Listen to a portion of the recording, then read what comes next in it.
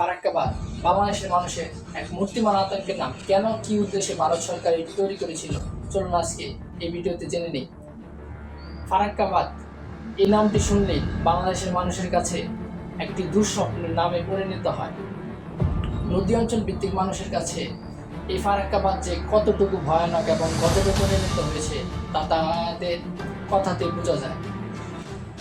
বাংলাদেশে প্রতি বছর বর্ষা মৌসুমে বন্যার কারণে নানা প্রকার জমি জমা এবং ফসলের ব্যাপক ক্ষয়ক্ষতি হয়, যেটা প্রায় বাংলাদেশের মূল্যে প্রায় 1000 কোটি টাকার উপরে। আর এর সৃষ্ট মূল উদ্দেশ্য হচ্ছে ভারত সরকার বা ফারাক্কাবাদের কারণেই বাংলাদেশে এই সৃষ্ট সমস্যার সম্মুখীন হতে হচ্ছে। বাংলাদেশের যত সরকার এসেছে, হয় কেউ ভারতপন্থী নয়তো বা ভারতের চাটুকারিতা করে এই উদ্দেশ্যগুলো হাসিল করার চেষ্টা করেছে, কিন্তু কেউ এই ফারাক্কাবাদের সমাধানটি কেউই খুঁজেনি। এখন বাংলাদেশে তৎকালীন সরকার এসেছে, তাদের উচিত যে এই সমস্যাটা দ্রুত সমাধান করা। যদি এই সমস্যাটা সমাধান না করে তাহলে অচিরেই বাংলাদেশের ভবিষ্যৎ খুব খারাপ হতে যাচ্ছে। ফারাক্কাবাদটির তৈরির কী উদ্দেশ্য ছিল ভারতের? আদৌ কি ভারত সফল হয়েছে, নাকি এটি দুই দেশের মধ্যে রাজনৈতিক অস্থিরতা এবং সৃষ্ট সমস্যার সম্মুখীন হতে হয়েছে? 1962 থেকে 1975 তৎকালীন ভারত সরকার 219 মিলিয়ন মার্কিন ডলারে এই ফারাক্কাবাদটি নির্মাণ করে। ফারাক্কাবাদটির মূল উদ্দেশ্য ছিল তৎকালীন কলকাতা সমুদ্র বন্দরের পল্লীর কারণে বড় বড় কোনো জাহাজ ঢুকতে পারত না, এবং হুগলি নদীর লাভ্যতা এবং শোষণ নিয়ন্ত্রণে এই ফারাক্কাবাদটি নির্মাণ করা হয়।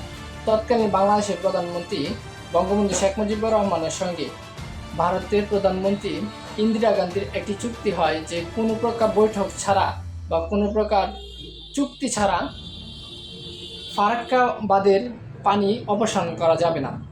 এবং 1975 সালে 15 আগস্ট সপরিবারে বঙ্গবন্ধু নিহত হলে ভারত 1976 সালে 1130 কিউসেক পানি নিঃসরণ করে বাংলাদেশে, এবং তৎকালীন মুসলিম জননেতা মাওলানা আব্দুল হামিদ খান বাসানি এই প্রতিবাদে সোচ্চার হয় এবং ভারতকে একটি হুঁশিয়ারি দেয় যে যদি ভারত অনিয়মভাবে পানি বাংলাদেশে অপসারণ করে তাহলে তার পরিণাম কখনোই ভালো হবে না। কিন্তু ভারত এই কথাটি কখনোই তোয়াক্কা করেনি। ফলশ্রুতিতে 1976 সালে 16 মে তৎকালীন মুসলিম জননেতা মাওলানা আব্দুল হামিদ খান বাসানি সাহেব লং মার্চের ঘোষণা দেয়, এবং এই পরিস্থিতি সামাল দেওয়ার জন্য ভারত সরকার তৎকালীন একটি চুক্তিতে আসে। 1957 থেকে 1985 সাল পর্যন্ত ভারত এই নিয়মগুলো মেনে চলে, কিন্তু ভারত আবার সেই তাদের অনিয়ম শুরু করে,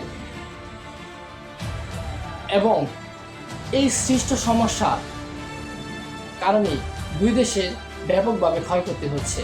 এখন মূল উদ্দেশ্য ভারত যে ফারাক্কাবাদটি তৈরি করেছিল, আদৌ কি তারা সফল হয়েছে, নাকি এটি দুই দেশের মধ্যে রাজনৈতিক অস্থিরতার সৃষ্টি করেছে? চলুন এই বিষয় সম্পর্কে আগে জেনে। ফার্স্ট, ফারাক্কাবাদ তৈরির কারণে দুই দেশে একটি রাজনৈতিক অস্থিরতার সৃষ্টি হয়েছে, এবং দ্বিতীয়ত বাংলাদেশ বন্যার সম্মুখীন হচ্ছে এবং বাংলাদেশের ব্যাপক ক্ষয়ক্ষতি হচ্ছে। পদ্মা নদীর পাশাপাশি যেই অঞ্চলগুলো, সেই অঞ্চলগুলো ভূমি পদ্মা নদীতে প্লাবনে ভেঙে পড়ছে এবং বাংলাদেশের ভূপ্রাকৃতিক গঠন নষ্ট হচ্ছে। অন্যদিকে বাংলাদেশে গঙ্গা নদী থেকে যে পানিগুলো বাংলাদেশে আসে ফারাক্কাবাদের মাধ্যমে, এর ফলশ্রুতিতে যে পলিগুলো নদী বয়ে আনে, এই পলি বয়ে আনাতে বাংলাদেশের সৃষ্ট হচ্ছে চর, এবং ভারতের হুগলির নদীর শোষণ এবং লাভ্যতা কখনোই ঠেকানো যাচ্ছে না, এবং তার বিপরীতমুখী হয়ে গিয়েছিল। তৎকালীন ভারতীয় বিশ্লেষকরা বলেছিলেন যদি এই ফারাক্কাবাদটি তৈরি করা হয় তাহলে দুই দেশের মধ্যে ভালো সৃষ্ট সমস্যা সৃষ্টি হতে পারে, কিন্তু তৎকালীন ভারত সরকার এই কথাটি কখনোই তোয়াক্কা করেনি, এবং যার ফলশ্রুতিতে এখন দুই দেশেরই ব্যাপকভাবে ক্ষয়ক্ষতি হচ্ছে। এই ফারাক্কা বাঁধটি তৈরি করার কারণে বিহারের প্রায় 14টি অঞ্চল ডুবে যাচ্ছে এবং বিহার সরকার ভারত সরকারকে বলেছে যে এই ফারাক্কা বাঁধটি ভেঙে দেওয়ার জন্য। আসলে কি যদি ফারাক্কা বাঁধটি ভেঙে দেওয়া হয় তাহলে কি দুই দেশের এই সৃষ্ট সমস্যা সমাধান হয়ে যাবে? আমার উদ্দেশ্য এবং আমার বলা কথাটি হচ্ছে, আমি কতটুকু বলছি এবং আমার কতটুকু জ্ঞান আছে আমি জানি না, তবে দুই দেশের এক দেশেরও কোনো প্রকার উপকার হবে না। যদি এই সৃষ্ট সমস্যার সম্মুখীন এবং সমাধান খুঁজতে চায় তাহলে দুই দেশের সরকারকে একটি বৈঠকে বসতে হবে এবং যদি দুই দেশের সরকার একটি সমাধানে না আসে তাহলে দুই দেশের মধ্যে নানা প্রকার রাজনৈতিক অস্থিরতার সৃষ্টি হবে। যদি সমাধানটা খোঁজার চেষ্টা করে তাহলে অবশ্যই দুই দেশের একটি সমাধান বা বৈঠকে আসতে হবে। বৈঠকে যদি না আসে তাহলে রাজনৈতিক অস্থিরতা বাড়বে এবং ভারত সরকার এই ফারাক্কা বাঁধটি তৈরির মূল উদ্দেশ্য ছিল বাংলাদেশকে যাতে ব্যাপকভাবে ক্ষয়ক্ষতি করা যায়।